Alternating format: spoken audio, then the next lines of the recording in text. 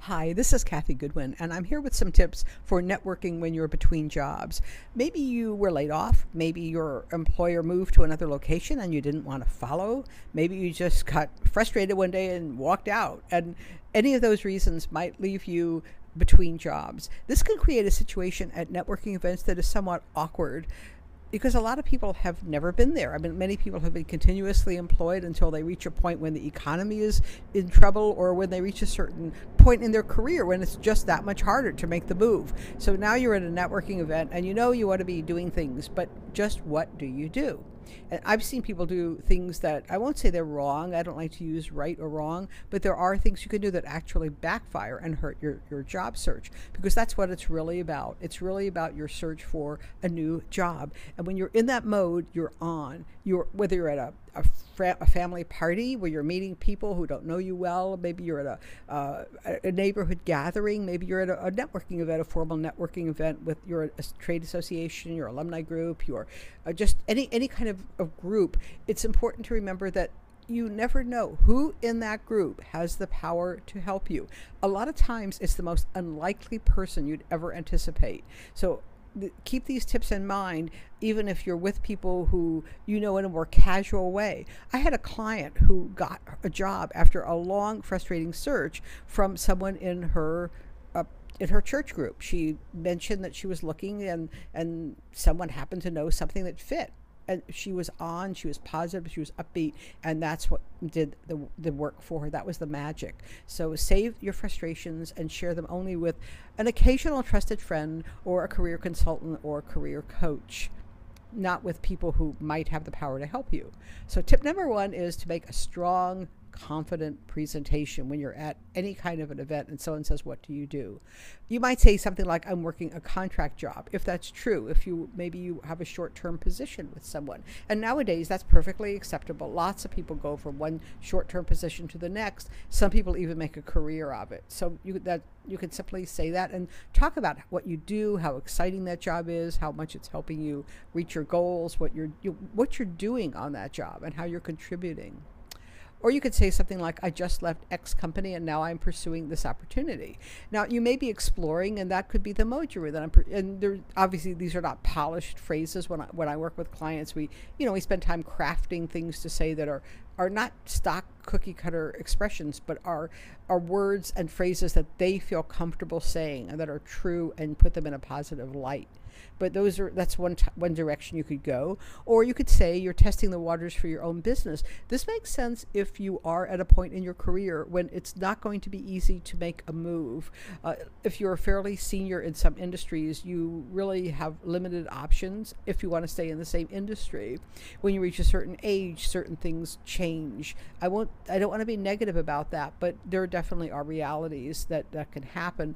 Or you might just decide that, this corporate life has been there, done that. And in any case, I encourage you, if you are in a situation where you're fairly senior, you've been around a while, to explore your own business, even if you really want to stay in corporate life. For one thing, it gives you a talking point, and for another, you may discover that that's really a good opportunity for you. And there are ways to do that safely and carefully without risking everything you've ever worked for. We can talk about that if you decide to become a client. And there are other opportunities, other ways you can learn about starting your own business, such as taking classes in entrepreneurship at a local college or community college.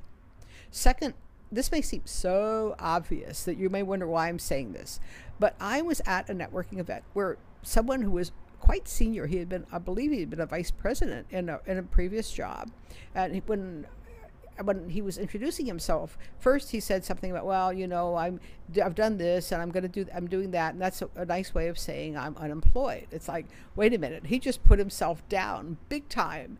And then he made it worse. He said, well, the people I'm working with now, the culture is so negative, the people are so bad and it's frustrating. And it's like, you know, that I did not need to hear that. And for worse, there were a lot of people who heard this. He was at his presentation. He said that to a group of people, and any one of them could have been people who were in a position to help him move to his next step.